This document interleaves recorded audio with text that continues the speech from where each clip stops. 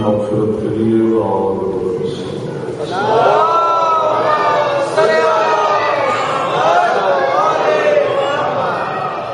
شہدائے کربلا شہدائے مکتب اہل بیت سب کے درجات کی بلندی کے لیے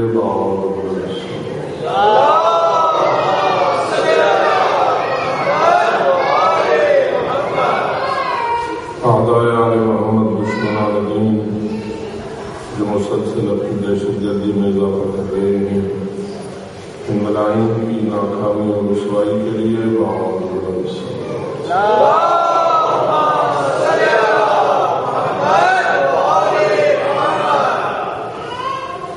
حاجت مندان کی حاجات کی برابری بیماروں کی شفا یابی کے لیے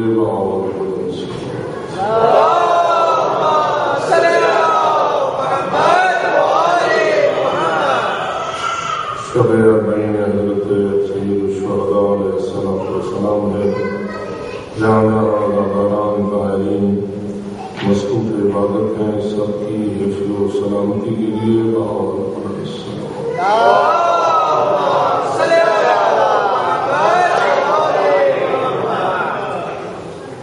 بارگاہ حضرت امام زمان علیہ السلام نے تعزیت پیش کرنے کے لیے اور آپ کے ظہور کی تعجیل کے لیے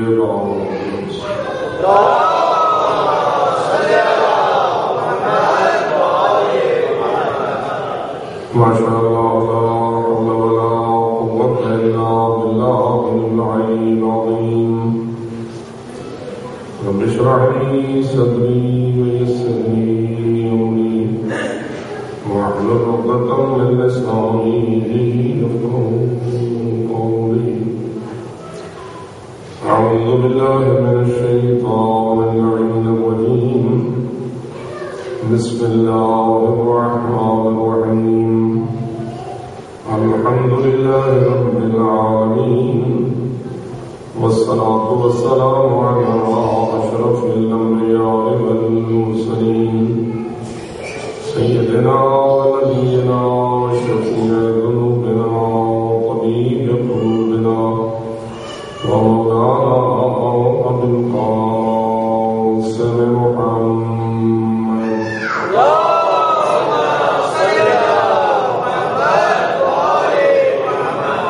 والصلاة والسلام على أهل بيته الطيبين الطاهرين المعصومين الغر الميامين المنتجبين المكرمين الذين قال الله تعالى في حقهم إنما يريد الله ليذهب عنكم الرجس أهل البيت ويطهركم تطهيرا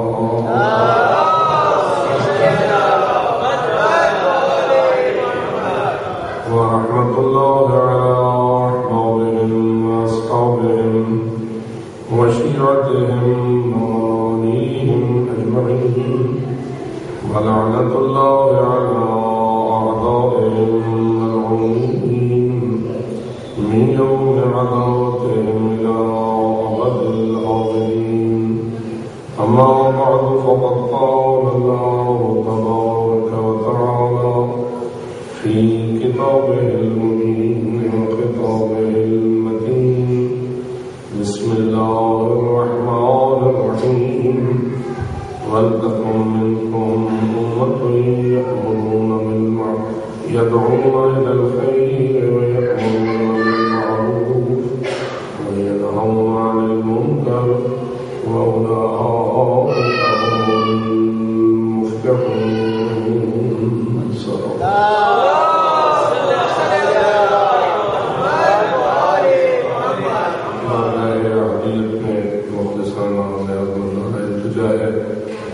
آپ کے شہداء کربلا بحق معصومین علیہ السلام تمام عزاداران آل محمد جہاں جہاں مسلم کی عبادت ہیں سب کو اپنی حفظ و حفاظت بالخصوص زیارت اربعین کے سلسلے میں جتنے امام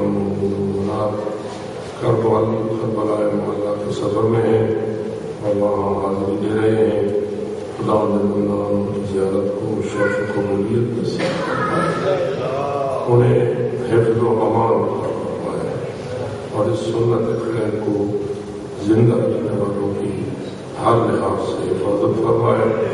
خدا منان ہم سب کو اپنی حفظ و امان فرمائے اور اس نیک مقصد کے لیے زیادہ سے زیادہ کوشاں رہنے کی توفیق فرمائے۔ بارگاہ حضرت امام زمان علیہ السلام نے سرخروئی نصیب فرمائے اور آپ کے نورانی چہرے کی جلد از جلد زیارت عطا فرمائے۔ اپنی دعاؤں کی قبولیت کے لیے مل کر دعا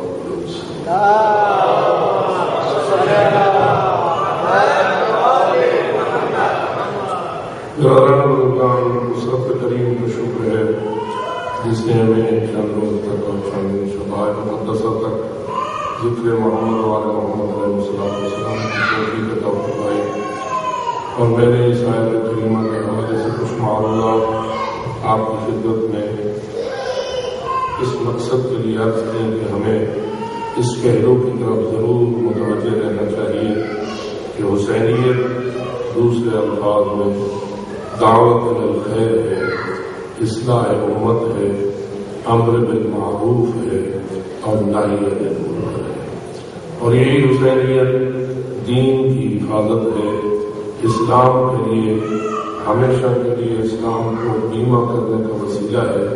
شیعان آل محمد و فرمائش حضرت جناب رسول اکرم صلی اللہ علیہ وآلہ وسلم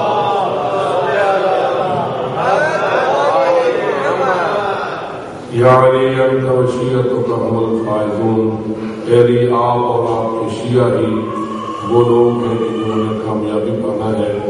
ہم یہ سمجھتے ہیں یہی شیعہ ہے کہ جنہیں اللہ نے اس مقصد کے لیے منتخب فرمایا ہے کہ نہ فقط وہ خود دین اسلام پر اور اسلام حقیقی پر ہوتے ہیں بلکہ وہی دین اسلام کے محافظ ہیں، اسلام حقیقی کے خلاف ہونے والی سازشوں کے ماضی میں بھی اگر محافظ رہے ہیں تو شیعہ نے علی رہے ہیں، آج بھی اگر محافظ ہیں تو شیعہ نے علی ہیں، اور انشاءاللہ ہمیشہ کے لیے اس محافظت اسلام کا فریضہ اگر انجام دے رہے ہیں یا دیں گے تو شیعہ علی انجام دیں گے۔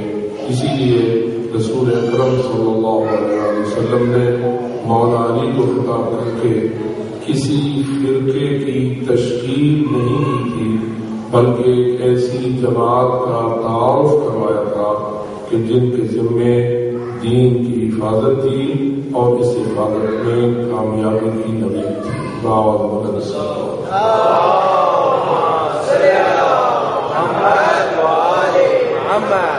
اگر ہم اس سوال پر غور کریں کہ رسول اکرم صلی اللہ علیہ وآلہ وسلم نے ہی ارشاد فرمایا تھا کہ ستفترق امتی علی 73 فرقہ کلها فی النار الا واحدہ، کہ میری امت قریب 73 فرقوں میں تقسیم ہوگی جن میں سے ایک فقط جنتی ہوگا اور باقی سارے جہنم جائیں گے۔ تو کیا رسول اکرم جو یہ خبر دے رہے تھے اور یہ اطلاع وہاں پہنچا رہے تھے کہ ایسا ہونا ہے، کیا حضرت فقط یہ خبر دے رہے تھے یا اس بات کو پسند بھی کرتے تھے؟ یعنی کیا 73 فرقوں پہ امت مسلمہ کا تقسیم ہونا رسول اکرم کو پسند ہے یا ناپسند ہے؟ حضرت آیا اپنی امت کی اس تفریق بندی کو اور تفرقے کو محبت کی نگاہ سے دیکھتے ہیں یا ناپسندیدگی کی نگاہ سے دیکھتے ہیں؟ تو واضح ہے کوئی بھی مسلمان اس امر کو قبول نہیں کر سکتا کہ 73 فرقوں میں امت مسلمہ کا تقسیم ہونا یہ رسول اکرم کو پسند تھا۔ رسول اکرم کبھی بھی ایسی ہستی نہیں ہے کہ وہ اس تفرقے کو پسند کرے۔ قرآن بھی تفرقے سے روکتا ہے، رسول اکرم بھی تفرقے سے روکتے ہیں۔ تو جو ناپسند رکھنے والی ہستی ہے وہ جانتی تو ہے کہ 73 فرقے ہوں گے، لیکن اس کو پسند کرنے والی ہستی وہ نہیں ہو سکتی ہے۔ جاننا اور ہوتا ہے، پسند کرنا اور ہوتا ہے، علم رکھنا اور ہوتا ہے، رضامند ہونا اور ہوتا ہے۔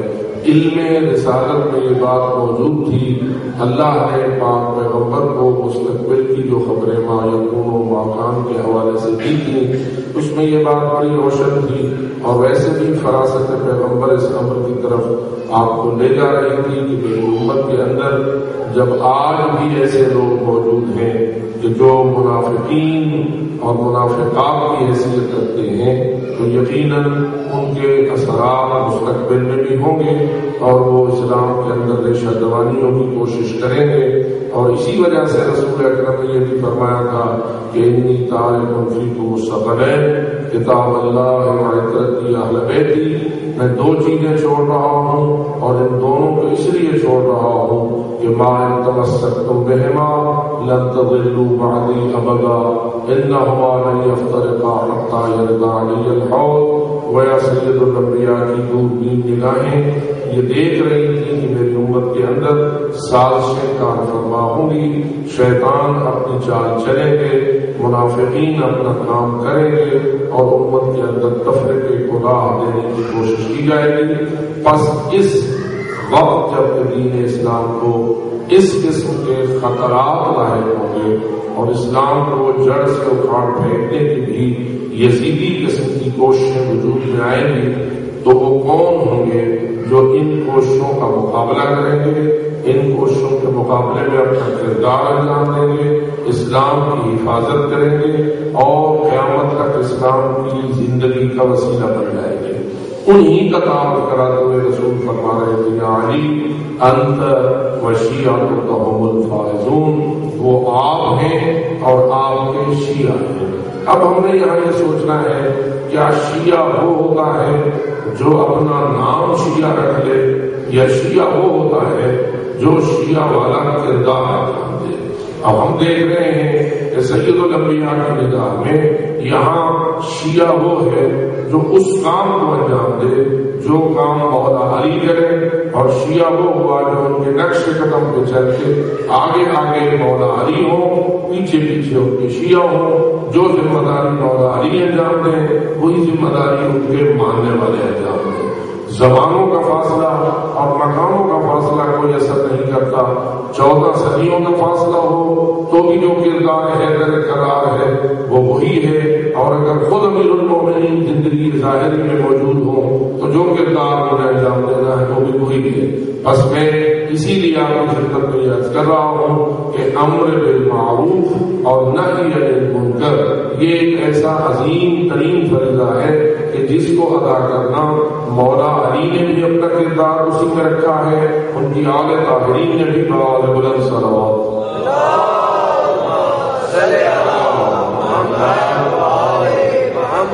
علماء کی سلامتی کے لیے بآواز بلند صلوات۔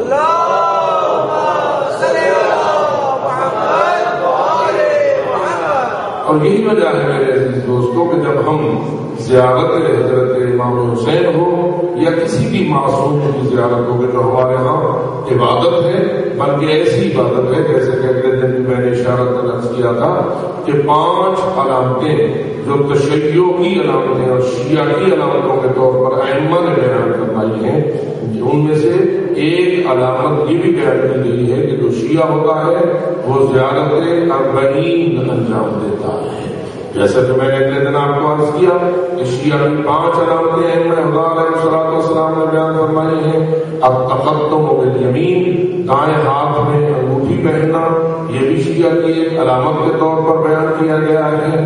خاک شفا کے اوپر سجدہ دینا، یہ بھی شیعہ کی علامت کے طور پر بیان کیا گیا ہے۔ شب و روز میں 51 رکعت نماز پڑھنا، یہ بھی شیعہ کی علامت کے طور پر بیان کیا گیا ہے۔ اور جب سورہ فاتحہ کو نماز میں پڑھنا تو بسم اللہ الرحمن الرحیم کو بآواز بلند پڑھنا، یہ بھی شیعہ کی علامات میں شمار کیا گیا ہے۔ اور 40 کی زیارت کو انجام دینا، یہ بھی زیارت امام حسین علیہ السلام کو 40 کے دن انجام دینا، اس کو بھی علامات تشیع میں سے بیان کیا گیا ہے۔ خداوند تعالیٰ ہمیں ان علامات پر پورا اترنے کی توفیق عطا فرمائے۔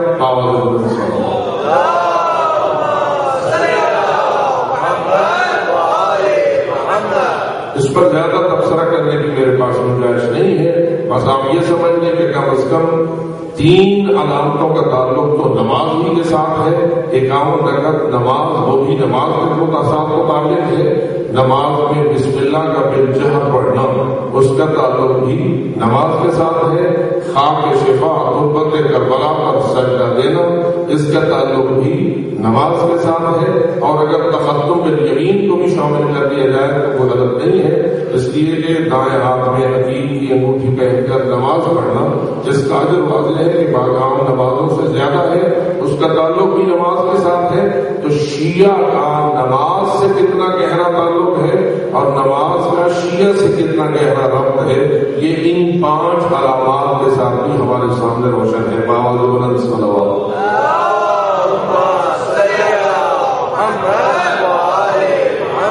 قرآن مجید میں ایک آیت ہمیں سامنے کی طرف متوجہ کرتی ہے کہ المنافقون والمنافقات بعضهم من بعض. منافقوں کا مردوں یا عورتوں کا آپس میں بڑا گہرا تعلق ہوتا ہے، وہ ایک دوسرے کے بڑے جان ہوتے ہیں.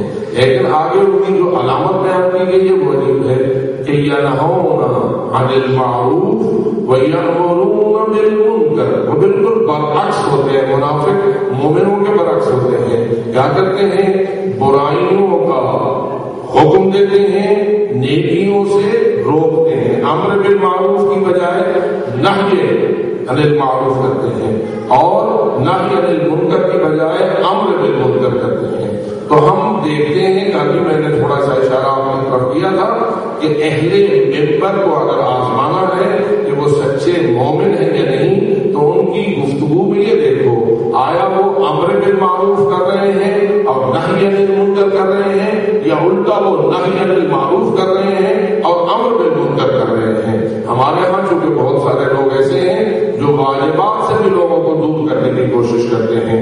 بس ہم اس حوالے سے تشیع کی ایک علامت اس کو لیتے ہیں، جب تک نماز کی پابندی نہ ہوگی اس وقت تک تشیع کی روح انسان کے اندر داخل نہیں ہو سکے گی.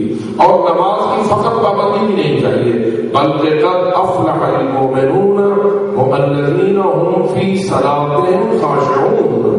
مومن وہ فلاح پائیں گے جیسے کہ اولئک هم المفلحون. آپ نے اس آیت کریمہ میں بار بار سنا تو اس میں قرآن اس آیت میں فرماتا ہے سورہ المؤمنون میں قد افلح المؤمنون الذین هم فی صلاتهم خاشعون. وہ مومن فلاح پائیں گے جو فقط نمازی اور نماز کی پابندی نہیں کریں گے بلکہ نماز میں پورا خشوع استعمال کریں گے. جو ان کی نماز ہوگی وہ خاشعانہ نماز ہوگی، اس میں کسی قسم کا عدم خشوع کا تصور نہیں ہوگا. ظاہر میں بھی خشوع ہوگا اور باطن میں بھی خشوع ہوگا. اور اگر کوئی شخص واجبات کی پابندی نہ کرے اور محرمات کی طرف راغب رہے تو نہیں ہو سکتا کہ اس کی نماز کے اندر خشوع پیدا ہو سکے. یہی وجہ ہے میرے عزیز دوستو، ہم جب زیارت اربعین میں آتے ہیں، زیارت وارث میں آتے ہیں، امام حسین علیہ السلام کی جہاں کہیں دور سے یا قریب سے آپ زیارت پڑھتے ہیں تو اس میں ایک گواہی ہم دیتے ہیں، اشہد انک قد اقمت الصلاۃ وآتیت الزکاۃ وامرت بالمعروف ونہیت عن المنکر. میں شہادت دیتا ہوں، میں گواہی دیتا ہوں اے میرے مولا امام حسین علیہ السلام یا دیگر تمام شہداء یا تمام ائمہ خدا کا خود رسول اکرم صلی اللہ علیہ وآلہ وسلم امیر المومنین ہوں یا بیوی طاہرہ ہوں یا 12 ائمہ خدا علیہ السلام میں سے کوئی بھی امام ہو، ہمارے نزدیک ہر امام کی مزار مقدس کی زیارت عبادت ہے. رسول اکرم فرماتے ہیں جس نے میری قبر کی زیارت کی گویا اس نے میری زندگی میں میری زیارت کی. اور یہی وجہ ہے کہ ہم ان لوگوں میں سے نہیں ہیں کہ جنہوں نے آج قبر رسول کے اوپر قبضہ کر کے رسول کی زیارت کو بدعت یا کسی بھی معصوم کی زیارت کو بدعت یا کسی بھی نیک اور صالح مومن کی زیارت کو بدعت کہنا شروع کر دیا ہوا ہے. بالکل ان لوگوں نے دین کے چہرے کو مست کرنا شروع کر رکھا ہے. ہمیں بالکل اس کے برعکس عمل کرنا ہے اور ہزارہ مرتبہ ہمیں خراج تحسین پیش کرنا چاہیے ان آل محمد کے غلاموں کو اور ان اہل بیت کی کنیزوں کو جنہوں نے آج کے سنگین ترین دور میں زیارت اربعین کو ایک حیات نو بخشی ہوئی ہے.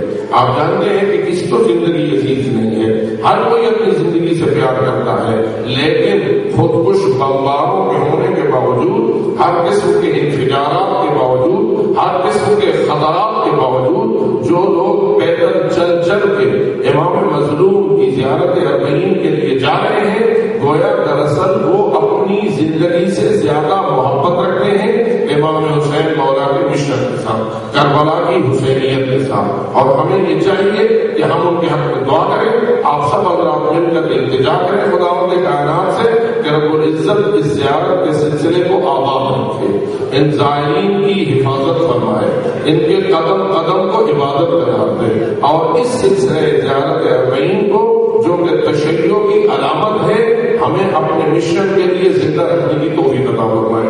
جو حضرات اس میں میرے ساتھ ہیں، باوجود سلام،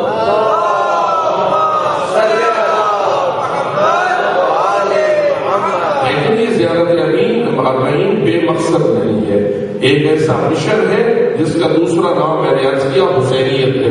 حسینیت کیا ہے اس کو آپ اپنی زیارت میں تعبیر کرتے ہیں، اور زیارات کے مفاہیم سے زیادہ آشنائی ہمارے لیے مفید ہے۔ ہمارا ایک کمزور پہلو یہ ہے کہ ہم بسا اوقات جاتے ہیں، زیارت نامے پڑھتے ہیں، عربی زبان میں اس طرح پڑھ دیتے ہیں جس طرح کہ کوئی ایسی چیز پڑھنی ہے جس کا انسان کو کوئی مفہوم معلوم نہ ہو۔ نہیں، پہلے انسان کو مفہوم معلوم ہونا چاہیے، ایمان کے جذبے کے ساتھ اور یقین کامل کے ساتھ ان زیارتوں کو بارگاہ معصومین میں عرض کرنا چاہیے۔ اشہد انک قد اقمت الصلاۃ وآتیت الزکاۃ وامرت بالمعروف ونہیت عن المنکر، میں شہادت دیتا ہوں کہ میرے آقا و مولا سید الشہداء سید شباب اہل الجنہ، آپ نے قربانی دے کر کیا کیا؟ اقمت الصلاۃ وآتیت الزکاۃ، آپ نے نماز کے نظام کو قائم فرمایا، زکات کی ادائیگی کے نظام کو تکمیل بخشی، اور امرت بالمعروف ونہیت عن المنکر، آپ نے امر بالمعروف کے فریضے کو انجام دیا اور آپ نے نہی عن المنکر کے فریضے کو انجام دیا۔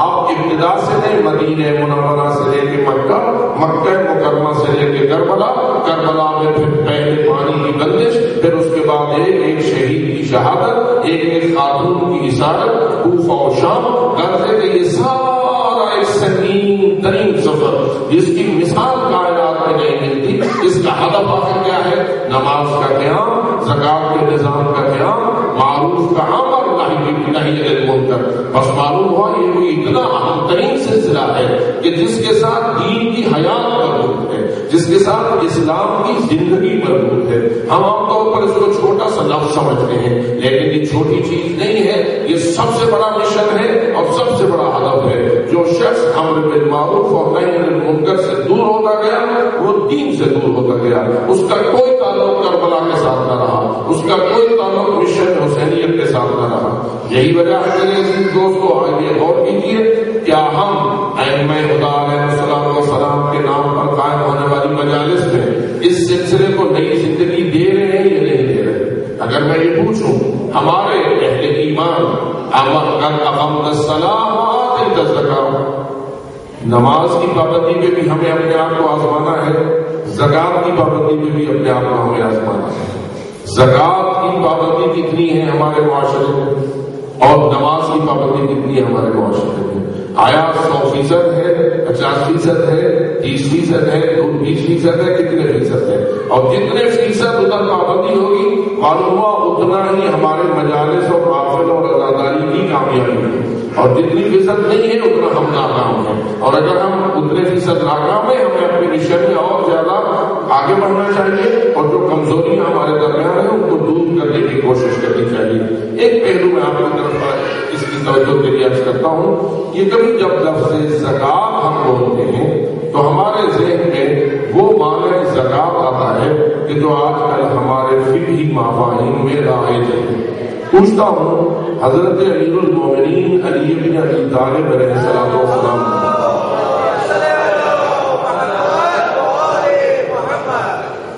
انگوٹھی حالت رکوع میں دی تھی، انما ولیکم اللہ ورسولہ والذین آمنوا الذین یقیمون الصلاۃ ویؤتون الزکاۃ وہم راکعون۔ یہ آیت ولایت جس میں کہ مولا علی علیہ السلام کی تعریف کی گئی ہے، مولا علی نے حالت رکوع میں انگوٹھی دی۔ قرآن کہتا ہے علی علیہ السلام نے حالت رکوع میں زکات دی۔ تو بھائی یہ انگوٹھی جو زکات میں دی گئی یہ کس چیز کی زکات ہے؟ ہمارے ہاں تو 9 چیزیں زکات کے طور پر بیان کی گئی، 4 دلیں، گندم، جو، کھجور اور انگور، 3 حیوانات ہیں، اونٹ، گائے، بھینس اور بھیڑ، 2 کرنسیاں، سونا اور چاندی جب وہ کرنسی کی شکل میں ہو، یعنی درہم کی شکل میں ہو، دینار کی شکل میں ہو۔ اور یہی وجہ ہے کہ میرے خیال میں اگر آپ سے پوچھا جائے کبھی آپ نے اپنے پاؤنڈز کی زکات دی ہے؟ جی، پاؤنڈز کی زکات آپ میں سے کسی نے کبھی دی ہے؟ چلو یہ تو آپ کا چہرہ بتا رہا ہے کہ نہیں دی، نہیں جو دی، کیا واجب ہے اور نہیں دی؟ یہ واجب نہیں اس لیے نہیں دی، پھر بھی تو پہلے تو یہ مسئلے سے آشنائی ہونا چاہیے۔ اور میں دیکھتا ہوں کہ بہت سارے لوگوں کو ان مسائل سے ہی آشنائی نہیں ہوتی، پتہ ہی نہیں ہوتا کہ آیا یہ واجب ہے یا واجب نہیں ہے۔ واضح ہے کہ فقہاء کرام نے اور مراجع نظام نے جو ارشاد فرمایا ہے وہ یہی ہے کہ آپ کی پاؤنڈز کی کرنسی ہو، ڈالر کی کرنسی ہو اور کوئی تعاون کی کرنسی ہو، اس پر انہوں نے زکات کو واجب نہیں فرمایا، اس لیے ہم اس کی زکات نہیں دیتے۔ بس اب سوال یہ پیدا ہوتا ہے کہ حضرت امیر المومنین نے جو انگوٹھی زکات میں دی تھی وہ کیسی زکات تھی؟ اگر دیتے تو درہم و دینار تو زکات کا ہوتا، گندوں کی زکات تو انگوٹھی نہیں بنتی، 4 گندوں کی زکات میں انگوٹھی نہیں آتی، 3 حیوانوں کی زکات میں انگوٹھی نہیں آتی، درہم و دینار کی زکات میں انگوٹھی نہیں آتی، تو امیر المومنین دے رہے ہیں حالت رکوع میں زکات انگوٹھی، اور اللہ کہہ رہا ہے کہ ولی تمہارا وہ ہے جو حالت رکوع میں زکات۔ اس کا مطلب یہ ہوا کہ ہمیں زکات کے مفہوم کو بھی تھوڑا سا سمجھنا ہوگا اور زکات کے مفہوم کو وسیع کرنا ہوگا۔ آپ ذرا غور کیجیے، آیت قرآن مجید نے اولئک هم المفلحون کی آیت اس سورہ البقرہ کی آغاز میں بھی استعمال کی ہے کہ نہیں؟ کہ بسم اللہ الرحمن الرحیم، الف لام میم، ذالک الکتاب لا ریب فیہ ھدی للمتقین الذین یؤمنون بالغیب ویقیمون الصلاۃ ومما رزقناهم ينفقون والذین یؤمنون بما انزل الیک وما انزل من قبلک وبالآخرۃ هم یوقنون اولئک علی ھدی من ربہم واولئک هم المفلحون۔ جیسا کہ میں نے آپ کی خدمت میں اس آیت کریمہ کے حوالے سے بھی یہ عرض کیا کہ وَلْتَكُن مِّنكُمْ أُمَّةٌ يَدْعُونَ إِلَى الْخَيْرِ وَيَأْمُرُونَ بِالْمَعْرُوفِ وَيَنْهَوْنَ عَنِ الْمُنكَرِ وَأُولَٰئِكَ هُمُ الْمُفْلِحُونَ۔ اور اولئک هم المفلحون کو جب ہم نے یا علی انت وشیت وهم الفائزون کے ساتھ ملا کر پڑھا تو مفلحون اور فائزون کون بنے؟ علی کے شیعہ بنے، جو موجود ہیں وہ بآواز بلند صلوات۔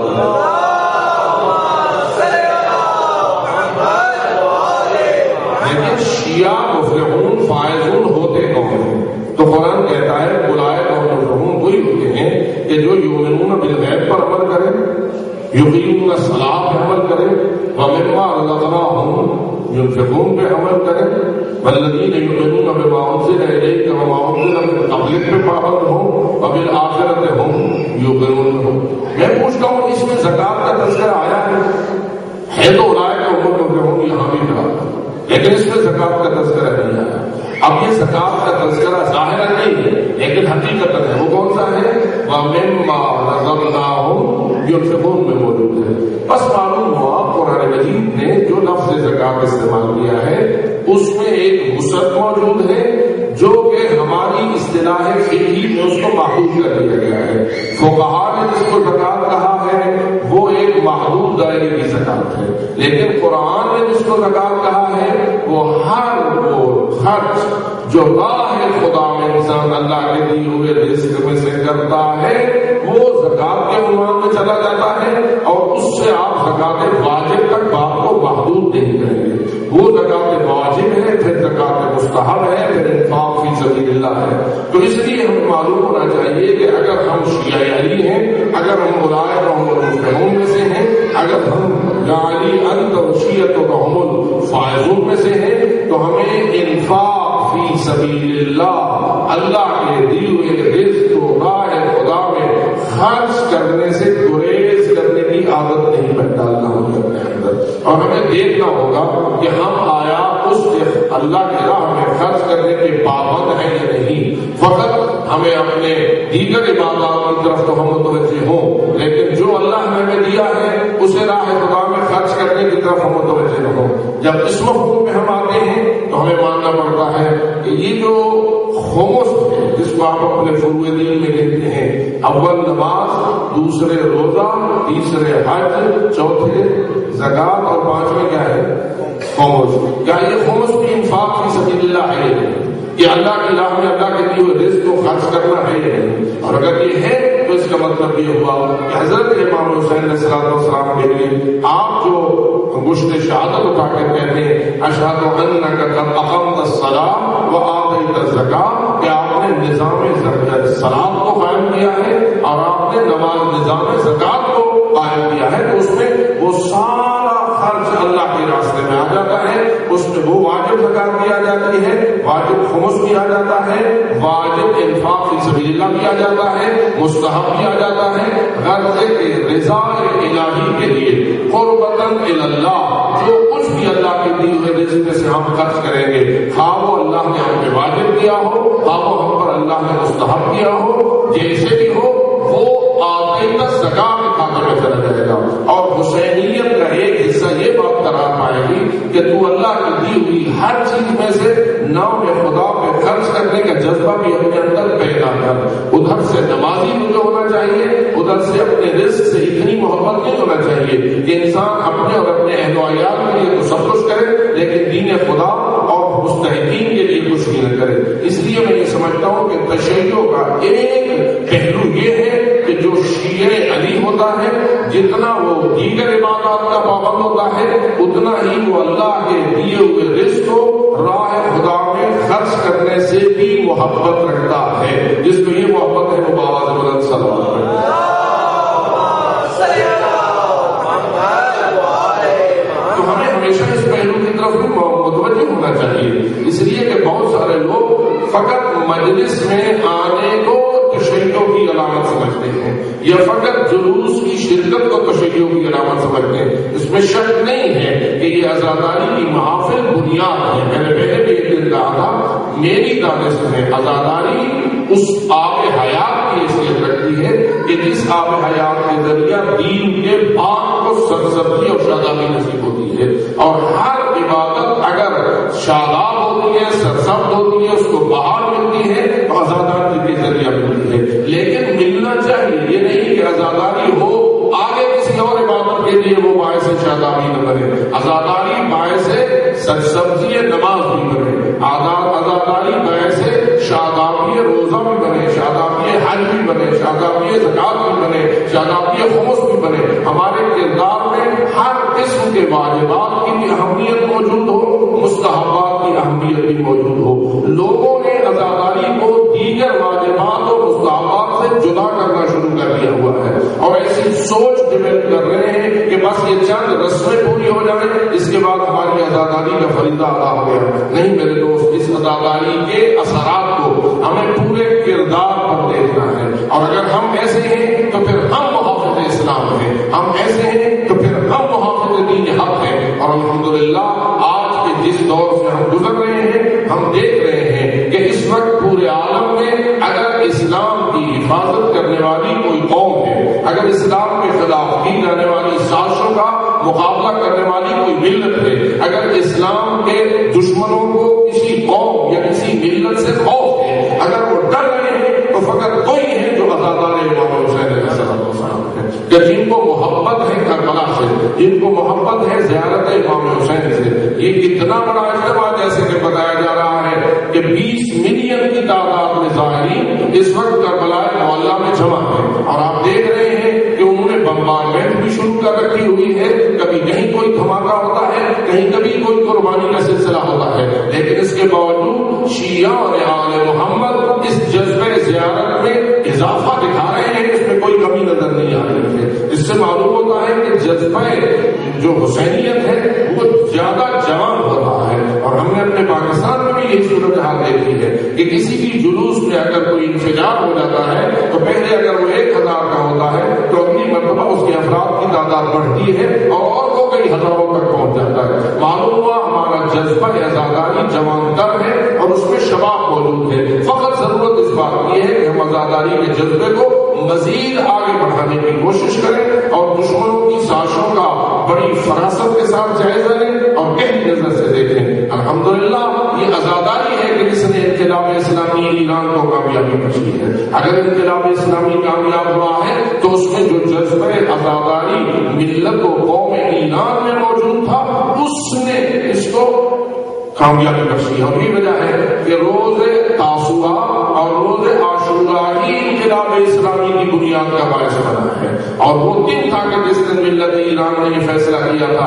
کہ آج کے بعد شاہ ایران ہمارا حکمران نہیں ہے, آج کے بعد فرانس میں بیٹھے ہوئے امام ہمارے حکمران ہیں. اور یہ کیا تھا؟ تاسوعا اور عاشورا کی برکت تھی. بس معلوم ہوا عزاداری ہی انقلاب آور ہے, عزاداری ہی انسان کو اسلام کا محافظ بناتی ہے, عزاداری ہی اس قوم کو تشکیل دیتی ہے کہ جو قوم تمام دشمنوں کے مقابلے میں ڈٹی ہوئی ہے. اس لیے میں یہ سمجھتا ہوں کہ ہمارے اپنے اندر سے بھی اصلاح کی ضرورت ہے تو وہ بھی ہونا چاہیے. اور الحمدللہ یہ زیارات اور زیارات نہیں یقیناً دشمنوں کے منہ پر سخت ترین تماچا ہے. خداوند تعالیٰ ہمیں ان کو اور زیادہ بہتر انداز سے پڑھانے کی توفیق عطا فرمائے اور اس مشن اور ہدف کی طرف لے جانے کی توفیق بخشے جس کی ہم گواہی ہے, اس کی شہادت کھا کر دیتے ہیں کہ اشہد انک قد اقمت الصلاۃ وآتیت الزکاۃ وامرت بالمعروف ونہیت عن المنکر. اور یہی وجہ ہے میرے محترم دوستو, اگر کوئی رزق خدا کو راہ خدا میں خرچ کرنے کی ہمت پیدا کرے گا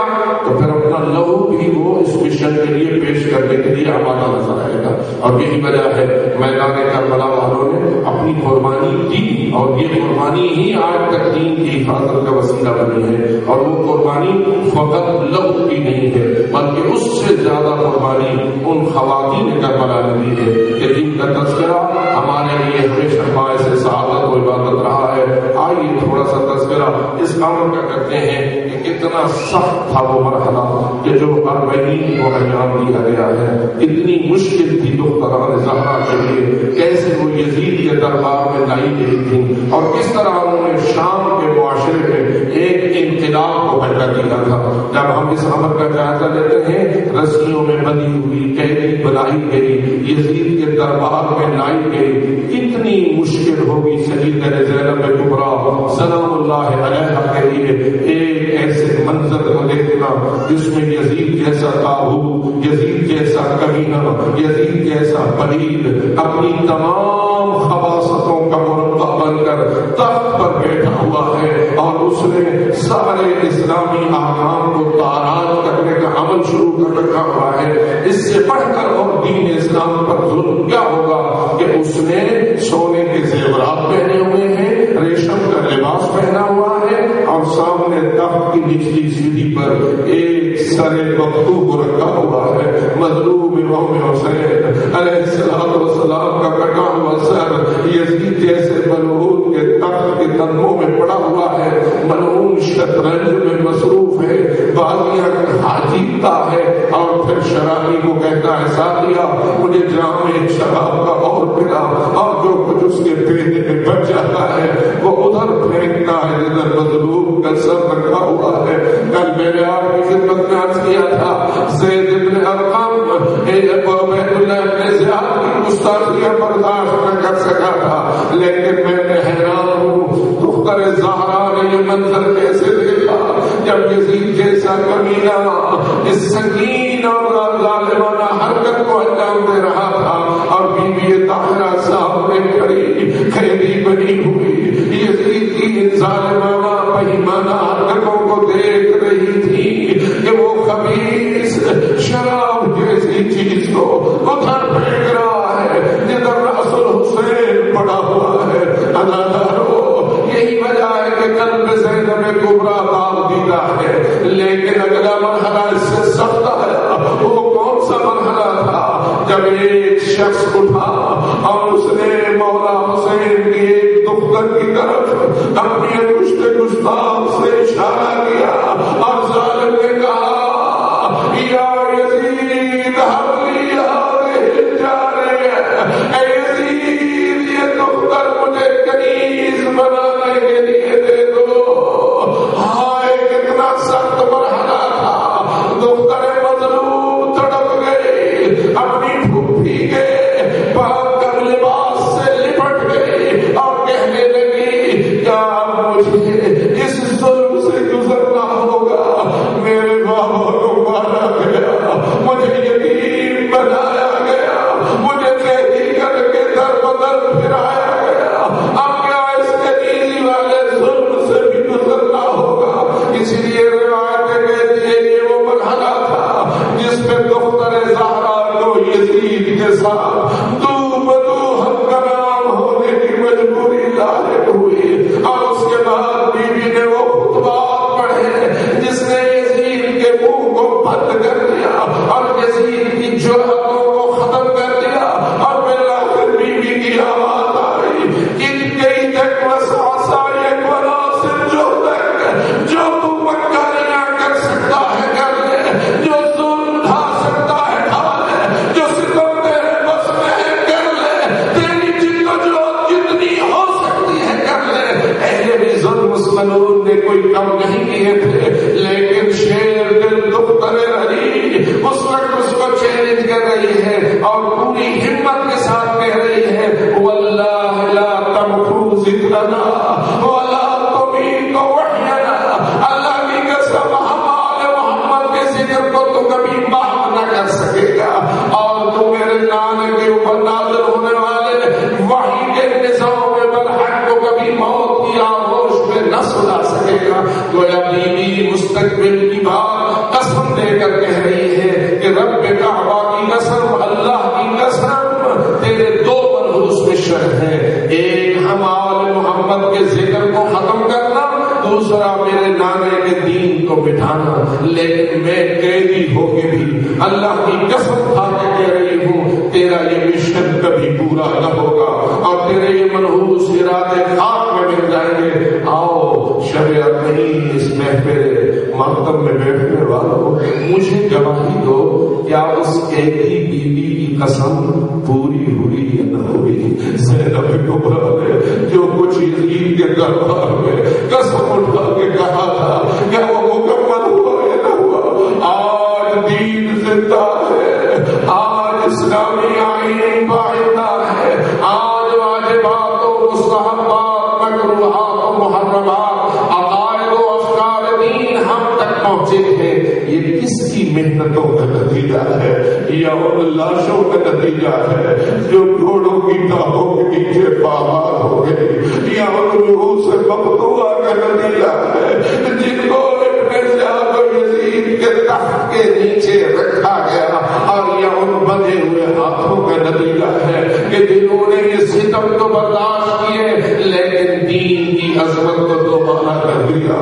عزاداروں یہی وجہ ہے کہ چند دن نہ گزرے تھے کہ یزید ملعون کو یہ دیکھنے میں آیا کہ شام بھی میرے ہاتھ سے نکل رہا ہے۔ اللہ جانے وہ وقت کتنا عجیب تھا جب اس نے حضرت امام زین العابدین کے خطبے کو سنا اور امام رسیوں میں بندھے ہوئے اس منبر پہ بیٹھے ہوئے لوگوں کو فقط اپنا تعارف کروانے کی منزل پہ پہنچے۔ انا ابن مکہ وابنا، انا ابن زمزم وصفا، پہلوانوں کا بطری سننے والوں نے ایسا خطیب کبھی نہیں دیکھا ہوگا جیسا خطیب مسجد بنی امیہ میں قیدی بیٹھا ہوا ہے، لیکن فصاحت و بلاغت کا وہ زمزمہ ہے جو سید سجاد کے لب اطہر سے نکل رہا ہے، اور یزید پر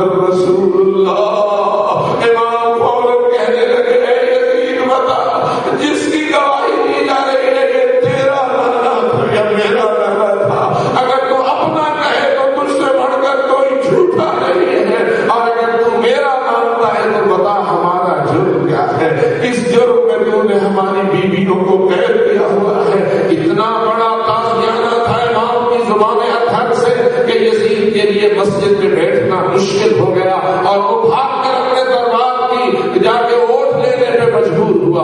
پھر اس سے پتا چلا کہ شام کے ماحول کو بھی ان قیدیوں نے یزید اور یزیدیت کی گرفت سے نکال کر اسلام کی صحیح راہ پہ لگا دیا. اسی لیے وہ مجبور ہوا اور بالآخر اس خاندان کو رہا کرنے کا اس نے حکم دیا. چلے یہ قیدی بس 2 جملے چلے یہ قیدی اور ایک منزل وہ آئی.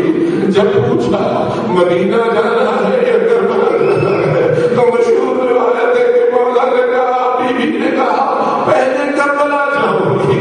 کیوں کہا کرتا ہو دیکھ کے جیسے زینب کبریٰ بھائیوں بہنوں علی اکبر عباس اور محمد کے لاشیں آئی تھی اب دیکھنا چاہتی تھی کہ ان پامال جنازوں کے بعد قبریں کیسی بنی ہے. اور بالآخر یہ منظر آیا کربلا پہنچی گلزار زہرا. ادھر سے جابر بن عبداللہ انصاری پہنچے ہوئے تھے اور ادھر سے روایت کے مطابق قافلہ حسینی پہنچا. میں حیران ہوتا ہوں مجھے روایت یہ بتاتی ہے جب جابر کو عطیہ لے کے گیا تھا تو جابر امام مظلوم کی ڈھیری پہ رکا اور اس نے کہا 3 مرتبہ یا حسین یا حسین یا حسین. اس یا حسین میں کوئی ایسی جذبے کی کیفیت تھی کہ جابر سمجھ نہ سکا. خوف کے مولا پہ گر گیا. عطیہ کو پانی لا کر اس پہ ڈالنا پڑا اور پھر کہتا تھا جابر میرے پیارے حسین میں تجھے بلاتا ہوں مجھے جواب کیوں نہیں دیتے. اور پھر کہتا تھا اے جابر مجھے وہ کیسے جواب دے جس کی گردن کی رگوں کو کاٹ دیا گیا ہے, جس کا سر کہیں ہے, جس کا لاشا یہاں ہے, تجھے وہ کیسے جواب دے. اور میں آخر میں اتنا کہہ کے مجلس کو اختتام تک پہنچاؤں گا. اے جابر یقیناً تیرے قلب میں مولا حسین کی محبت میں راج کر رہی ہے کہ تو 3 مرتبہ یا حسین کہہ کے بے ہوش ہو گیا ہے. لیکن جابر تمہیں خنجر چلتا نہیں دیکھا, جابر تمہیں گھوڑے دوڑتے نہیں دیکھے, جابر تم نے وہ منظر نہیں دیکھا جسے اس بہن نے دیکھا ہے جو اب کربلا میں واپس آئی ہے. اللہ جانے یہ اپنے بھائی کی قبر میں آئے گی تو اس بہن کا کیا حال ہوگا, ان بیٹیوں کا کیا حال ہوگا. جابر تو بے ہوش ہو گیا ہے. اللہ جانے زینب کبریٰ گری ہوگی تو کیسے گری ہوگی, گئی ہوگی قبر بنی ہاشم کی لا کے قبر مطہر پر تو اللہ جانے اس بیوی طاہرہ کی کیا کیفیت ہوگی. اس وقت تو مولا حسین لاشا بھی نہ اٹھا سکے تھے, اتنا کہہ کے واپس آ گئے تھے ان کا سند ظاہری اب میری قبر ٹوٹ گئی. اللہ جانے دختر زہرا نے اس قبر مطہر سے سلام کیا. لیکن میرے عزیز دوستو اس خاندان طاہر و مطہر کی قربانیوں, ان شہیدوں کی شہادت اور ان قیدیوں کی اسارت نے ہمارے لیے دین کی حفاظت کا سامان وہاں پہنچایا ہے. امر بالمعروف نہی عن المنکر کے اس فریضے کو انجام دیا ہے کہ جو اسلام کی بقا کا ضامن ہے اور دشمن اسلام قوتوں کا مقابلہ کر کے ان کی سازشوں کو شکست دینے کا مؤثر ترین وسیلہ ہے. رب العزت ہمیں اس پر عمل پیرا رہنے اور اس کے نقش قدم پر چلنے کی توفیق عطا فرمائے. اے اللہ صدقہ محمد و آل محمد کا, واسطہ شہداء کربلا کا اور شہداء آل محمد کا ہماری اس عبادت کو شرف و قبولیت نصیب فرما. اے میرے مالک جو کچھ تک مجھ سکون عطا ہوئے ان میں عمدن صاحب کوئی غلطی ہوئی ہو معاف فرما. اے میرے رب کریم ہمارے صغیرہ اور کبیرہ گناہوں کو معاف فرما. اے خالق لم یذر العاجزہ عزاداری امام مظلوم کو دن دگنی رات چوگنی ترقی عطا فرما. اس مرکز کو اپنی حفظ و امان نصیب فرما. آنیان محترم علماء کرام کو اپنی حفظ و امان اور کامیابی سے سرفراز فرما. علاج اعظام بالرسول رحمر معظم متظل العالی کو صحت و سلامتی سے سرفراز فرما. میرے والد محمد و آل محمد زائرین زیارت اربعین کی حفاظت فرما. جہاں جہاں جلوس و مجلس ہو عزاداری قائم ہے ان کی جان و مال و عزت و ناموس کی حفاظت فرما. جو لوگ اس میں خرچ کرتے ہیں ان کے رزق حلال میں مزید وسعت اور برکت عطا فرما. خداوند اپنے شہداء کربلا ہر ایک کی تمناؤں کو پورا فرما، ہر ایک کی حاجات کو حل اور مشکلات کو آسان فرما. بالخصوص جو مریض اور بیمار ہیں انہیں شفائے کامل نصیب فرما. صدقہ شہداء کربلا کا ہمارے عزیز مولانا جلیل نقوی صاحب کو شفائے کامل واجب سے سرفراز فرما. تیرے مالک محمد اور محمد علیہ السلام ہماری ادنا عبادت گاہ حضرت جناب امام زمان علیہ السلام نے ہماری شکر کا وسیلہ قرار دے. ان کی نظر عنایت سے ہمیشہ قیام فرما. میرے مالک ان کے ظہور میں تعجیل فرما اور ہمیں ان کے سچے غلاموں اور سپاہیوں میں سے ہونے کی توفیق عطا فرما. اللهم قل وليك الحجة بن الحسن صلواتك عليه وعلى آبائه في هذه الساعة وفي كل ساعة خليل وحافظ وقائد وناصر ودليل وعينا حتى تسكنه أرضك طوعا وتمتعه فيها طويلا. يا رب محمد وآل محمد صل على محمد وآل محمد وعجل فرجا محمد واقض حاجاتنا واشف مرضانا واغفر موتانا بفضلك ورحمتك يا ارحم الراحمين. بنية سورة الفاتحة مع الصلاة.